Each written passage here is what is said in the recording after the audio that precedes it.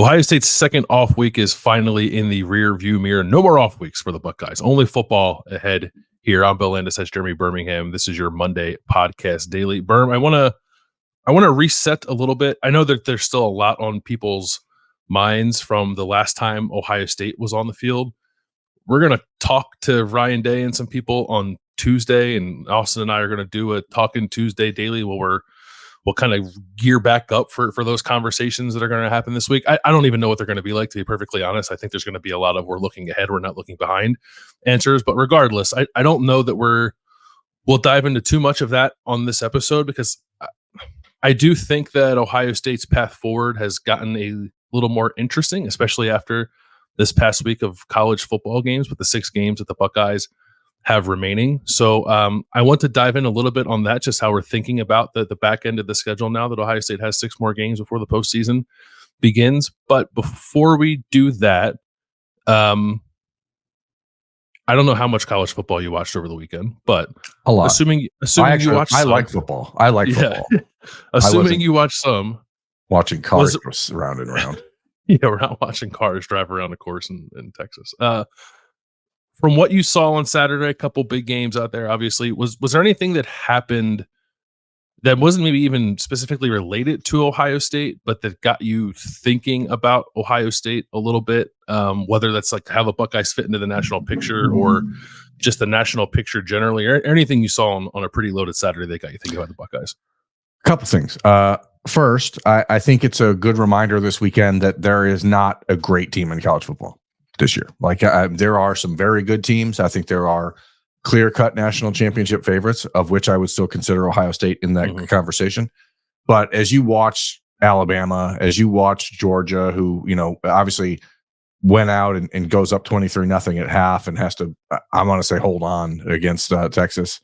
Texas, who I thought all year long was the clear-cut best team in college football, did not look like a team that belonged on the field with Georgia's defense. Even Oregon, I mean, I know there's a lot of difficulty traveling across the country 6 days after the Ohio State game, night game in West Lafayette. Like, that game was, you watch what Purdue did to Oregon, and yeah, they win 35-0, but it's like, I don't know. Was that a great performance by Oregon? I think Oregon is the number 1 team in the country right now. I don't have any argument with them being ranked number 1 where they are now after the weekend. But I think the thing to me, which really upset me, Bill, if we want to just get into brass tacks here, let's do is that I had made it through, I don't know, at that point, 10.5 hours of watching college football on Saturday without really thinking about Ohio State football. And then I watched an officiating crew in Texas and Georgia decide to change a call because the crowd was salty. And they were more than salty. They were violent and throwing garbage, but yeah. Dude, but it made me wonder, like, if that Ohio State-Oregon game was in Columbus, does that call have a chance of being overturned if Ohio State fans just start throwing stuff on the field? Because that was how do you call a pass interference on Jeremiah Smith? And yet in that instance, not only do you call the opposite side, you call defensive PI, but then you get bullied into saying, actually, there wasn't a penalty. We're sorry. Please stop throwing stuff. What a remarkable. And this is why it's particularly frustrating, because I believe the officials got the call right when they decided to overturn it. But you can't overturn a call like that 6 minutes after it happened just because they had to clean up the field. That's absolute bull honky. It sets a precedent. Really weird precedent, doesn't it? Yeah. I don't know if college football wants to be set the next time that there is a borderline call on a pretty tuned up kind of stadium atmosphere, right? But it is an interesting question. If that game were not in Oregon, would maybe there's been a no call? I don't know. It was pretty wild. I've never seen that before in the Texas Georgia game. Kirby Smart was pretty fired up about it. Yeah, as he should have been. But nationally, you can watch all the games and see where Ohio State maybe still has some challenges in the trenches. I think compared to what you saw with Texas, Georgia, even Tennessee and their pass rush and what they do. But obviously, Ohio State's path to being there goes through the Big Ten first. So as you watch the Big Ten on Saturday, was there anything that you took away from those games where you're like, oh, that's actually interesting, or perhaps something that's changed your opinion of the league? I don't know if my opinion of the league has changed. I think. Well, I mean, obviously, Indiana being what it is right now is not something that I expected. I would say like that, just like that, the rise of that program, just how dominant it was against Nebraska on Saturday, and then also like the speed with which Michigan, the efficiency with which Michigan has kind of fallen off a little bit has surprised me. I figured Michigan was not going to be nearly as good as it has been the last couple of years for a number of reasons. But like that offense sucks and the defense has holes in it, and I'm just a little surprised by it all. They just kind of halfway through the season really look like they're still searching for who they are and who they want to be. And frankly, I'm not 100% sure they're going to find that answer by the end of this year. I thought that they looked like borderline outmanned against Illinois, and I like Illinois, and I think they're a well-coached team that plays really hard, but Michigan should not be looking like a talent equal against that team, and it felt like it did for much of that game. I did not see when Will Johnson got hurt. Did you happen to see that? And do you, because I know that they said he was taken off a lower leg injury. Mm-hmm. Now that Michigan is what they are, 3 losses, 4-3, obviously a big home game with Oregon coming up in 2 weeks. So you're looking at maybe 5. I mean, the Michigan State game is not going to be. They can lose to Michigan State, yeah. Does Will Johnson just say, I'm done and start preparing for the NFL draft? That'll be interesting to monitor. I think it's possible. Like potential top 5 pick, and I think what now has become officially a lost season for Michigan. It wouldn't shock me. I didn't see the play where he got hurt. I do know, like during the broadcast, we're like, yeah, he's hurt, but he might try to come back, and then he never tried to come back. So something to monitor, definitely. I don't know. Maybe it'll be a thing where if he can play this week against Michigan State, he might, and then depending on how that game goes, they'll assess it from there.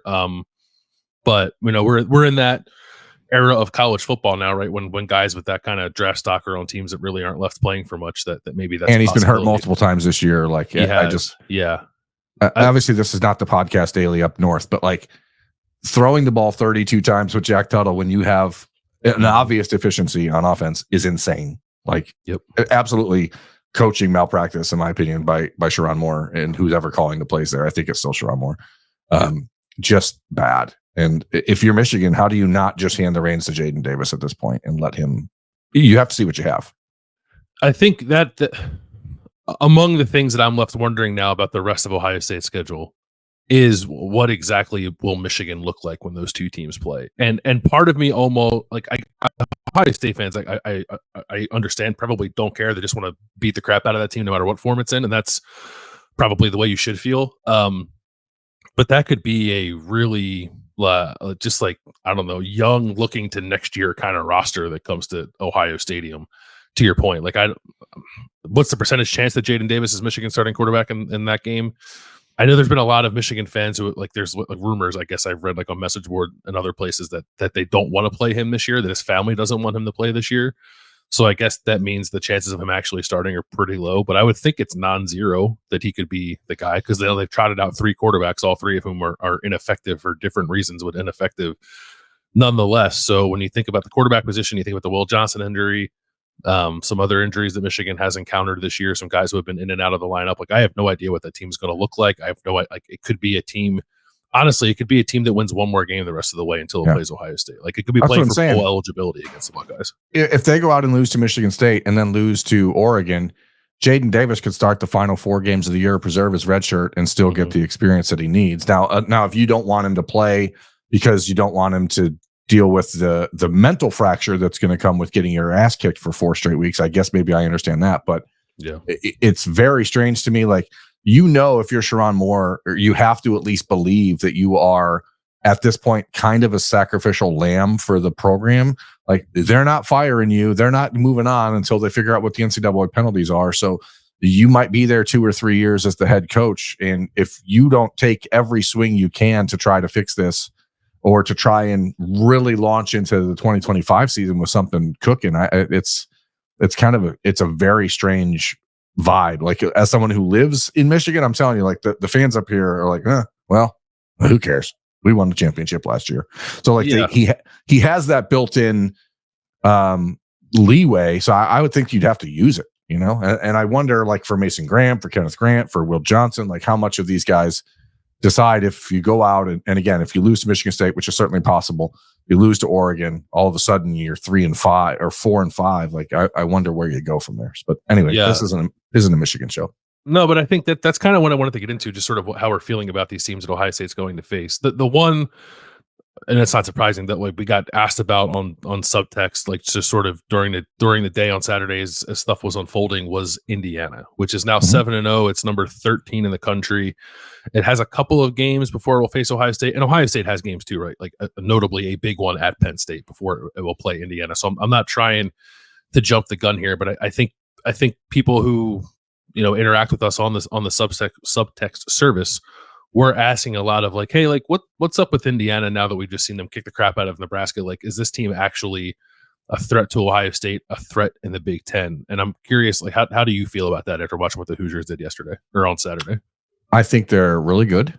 I think they're really well coached. They obviously believe in themselves. One thing Indiana has that I think is interesting is they're really old. Like they have a very experienced team. They're very veteran. I don't think they're going to go into any stadium and be rattled. I don't think they're going to go into any game, at Ohio State in November, and potentially they could be undefeated. I guess I'm still of the mindset that you have to climb one of those blue blood mountains before we like. I know Michigan isn't very good right now, but I still need to see Indiana beat Michigan before I can start thinking like, hey, Ohio State has to worry about them. It's a team that clearly has a ton of confidence, which is always dangerous. But they're going to, like I said, they're going to get Michigan at home in November. We'll have an opportunity to really evaluate where they stand as a threat to Ohio State, I think, in the next couple of weeks, because, but if they stay healthy, and that's the thing, like you those types of teams, you need to have everything go right. And so far, everything has gone right. They've stayed healthy. Curtis Rourke, I mean, you watched in the end of the second quarter on Saturday, he hits his thumb on a pass, and you're like, okay, if he's hurt, then what? What do you got? Like, so, they came out and he only had a little bloody thumb or whatever. But I do think that the one thing that they don't have. He is out though. He will miss some games. He's not playing this week. And they said he'll come back this season, but they didn't say when. So like, I would imagine he'll be back by the time Ohio State plays Indiana in I think it's the second last game of the regular season before it plays Michigan. But it will have to navigate. Indiana will have to navigate its next couple of games, at least its next game without Curtis Rourke. So it's interesting. They're going to play Washington next week, who has to go to Bloomington. So it's like you kind of get a little bit of a break there because you don't have to travel to the West Coast. Yeah. You get Michigan State the week after. Michigan State will be heading into that after playing Michigan, so they're going to be kind of beat up. Like there's all these little things that pile up that are breaks for them.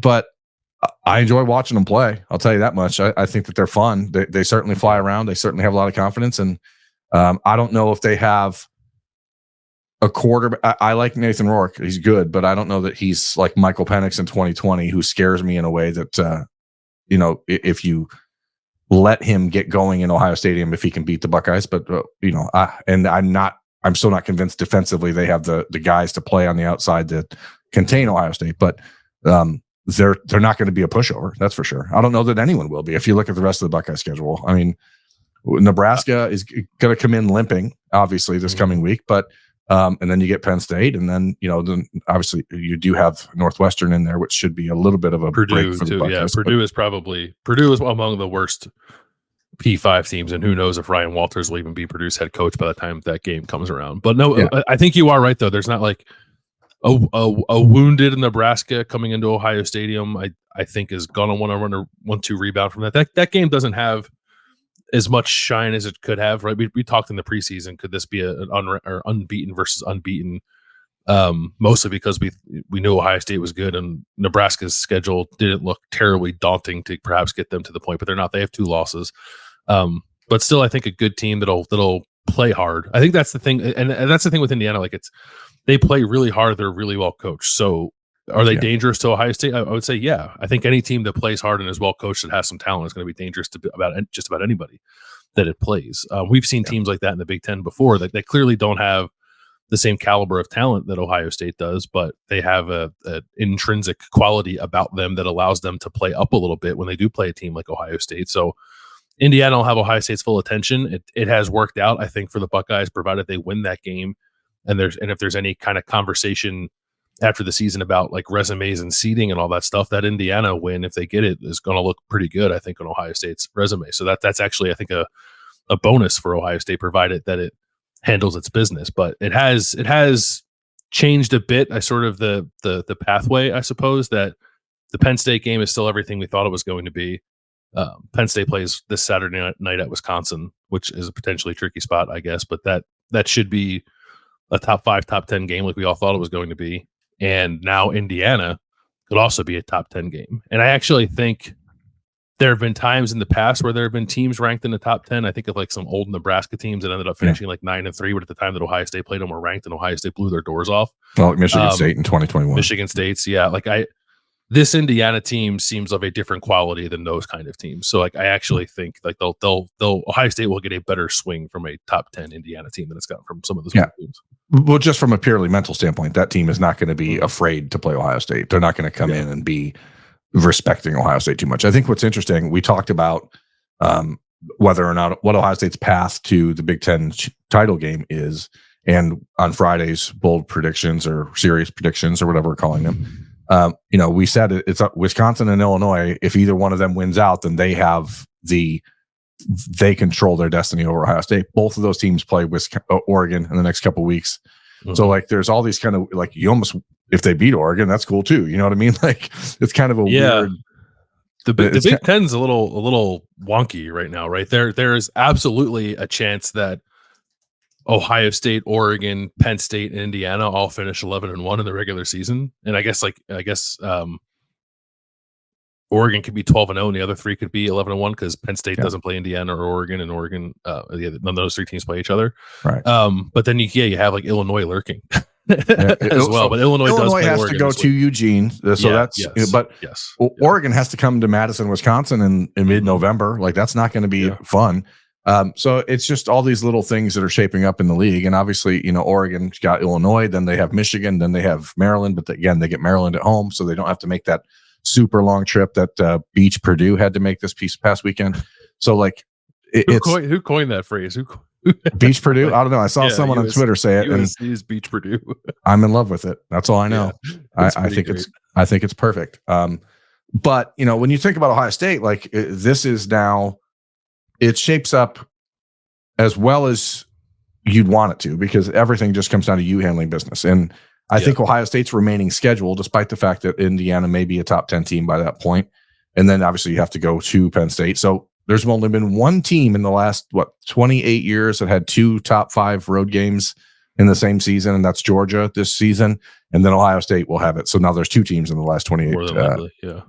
Well, I mean, it seems unlikely that Penn State will lose to Wisconsin, but I guess anything can happen. Luke Fickell could have something. Luke Fickell, yeah.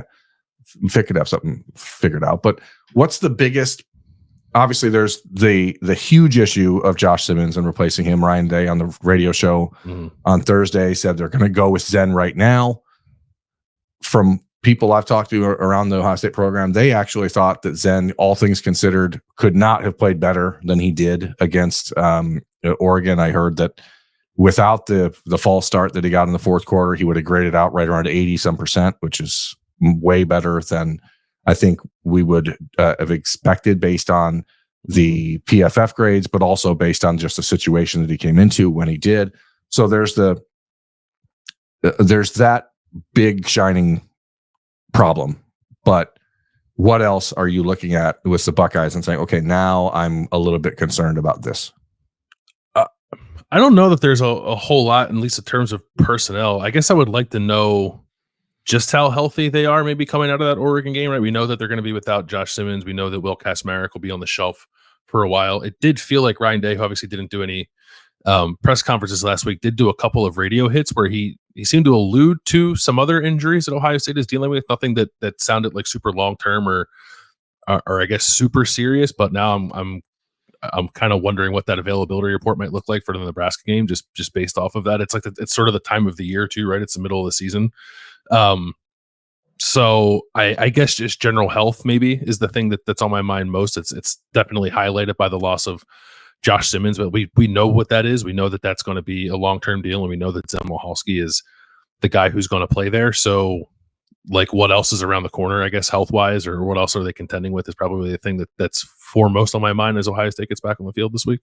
Yeah, I mean, obviously there was reports about Quinshon Judkins having a hand procedure, but those reports were immediately couched by saying he won't miss any time. So if Ryan Day saying we're going to get some other guys back, we'll get some guys back and other guys will be out for a while, it makes you wonder. We've heard some rumors about maybe something in the secondary with Lathan Ransom. I don't know. We don't want to wildly speculate, but in my experience in this industry, generally those rumors start percolating because of something happening. That they generally don't begin without some real fire. So the questions you have to ask yourself then, if you lose Lathan Ransom even for a week or two, like what happens? Is it Jordan Hancock sliding back to play the deep safety next to Caleb Downs? I think that's probably the answer. And then you have to ask yourself, is Lorenzo Styles ready to play the slot, or do you put your main Matthews out there and say, hey, now's your time, bud? Like, I think there's some interesting machinations that need to occur in the next 5 days to figure out what goes on there, because the Nebraska game is what it is, but everything now is about that Penn State game. You're going to have to find out exactly whether or not Zen Michalski is capable of handling Abdul Carter, even with some help. I mean, they're never going to put him out there on the edge against Abdul Carter by himself all game. But when you lose Will Kazmarek, you also lose your best blocking tight end, so you lose your help there. I've heard really good things about Bennett Christian in the last week, and it seems like he's the guy in line to step up and be that fill-in, not necessarily Jelani Thurman. But again, you have this very important week for Ohio State, and it comes on the heels of improvement week part 2. But the last week, it's hard to feel like you got improved. Yeah. Are you, maybe we'll wrap up with this. Are you at all surprised? Because I think I am slightly surprised that Ryan Day named Zen Michalski the new left tackle so quickly. I thought maybe at least last week when they had a couple of practices, they would have had some competition there. And maybe they did. And on Thursday on his radio show, Ryan Day said what he said about Zen because they were impressed with him. But I thought there'd be some uncertainty about that heading into the Nebraska game, and it doesn't seem like there's going to be. I mean, I guess I'm a little surprised just because we have not seen Zen be a full-time guy, and you maybe knowing what's in front of you and what's at stake, you maybe would want to go out and leave a little bit of a window to say, hey, if anybody wants to step up and be that guy. But I also think there is some value for a guy in his, third year now for Zen? Fourth. He was right. 22, 23, 24. Yeah. So he needs to feel confident, and he needs to be told, hey, what you did at Oregon, being put in that situation was extremely difficult, and you went out there and acquitted yourself pretty nicely. We believe in you. I think that maybe is more valuable, because if there was somebody else more prepared or better suited to take that spot from him, then that guy would have probably went in at Oregon. Knowing how important that game was. So I have questions about the offensive line and whether or not they end up moving Austin Sareveld or something like that. But when he said we're gonna go with Zen right now, Zen's our guy for now, or whatever he said, that wasn't exactly slamming the door to me on anybody else having a shot if Michalski goes out against Nebraska, who does not necessarily have what I would consider a ferocious front four on defense. They're more tackle oriented than they are off the edge. Yeah. So if he can't go out and handle Nebraska, then I think then all conversations are reopened. But there are a lot of things when you look ahead to these next 5 weeks for Ohio State that you're like, man, one little thing here goes wrong. But again, I go back to last week and what we talked about. I feel so much more confidence right now in Will Howard in the passing game than I would have ever thought I would this season. That I think you can find ways to help a left tackle in today's college football, especially in an offense that's predicated on the RPO and the quick passing game and stuff like that. So if this was Cardale Jones's offense where you're dropping back and throwing the ball 50 yards downfield all day long, maybe I'd have bigger concerns. But in this RPO offense where Will is making those decisions and being forced to be the point guard and make quick reads, I think it's going to be okay at tackle. Yeah, I most of what I'm interested in sort of moving forward from a like schematic football standpoint is more about the defense. So I'm hoping we'll certainly get to ask Ryan Day about that later on this week on Tuesday. I don't know, as we're recording this, whether or not we'll talk to Jim Knowles or Chip Kelly or how that is quite going to shake out with the coaches this week. But hopefully we get to ask Jim Knowles some questions as well. Regardless, we will be back in the Woody Hayes Athletic Center on Tuesday. We'll have another Talking Tuesday to preview that on the podcast daily and all the coverage you expect from us here as we ramp up to Ohio State at Nebraska. What do you got? Roosters will be on Tuesday this week. The live show at Roosters will be on Tuesday as we're waiting for the press conference from Ryan Day on Tuesday, as opposed to just us getting back in there on Monday afternoon and blabbing about the same old stuff. So just as a programming note. And also, I'm trying to be optimistic and find the silver linings. If Josh Simmons getting hurt now means Ohio State doesn't need a starting left tackle next year, maybe that's a win. There were some people asking about that. I mean, he has eligibility, even without a medical redshirt, he has eligibility to be on this year. So something to keep in mind, I guess, for after this season. But Ohio State has more urgent business at hand with Nebraska coming to town this week and Penn State on the horizon. We will have it all covered here on the podcast. But until then, that's Berm. I'm Bill. We'll talk to you later.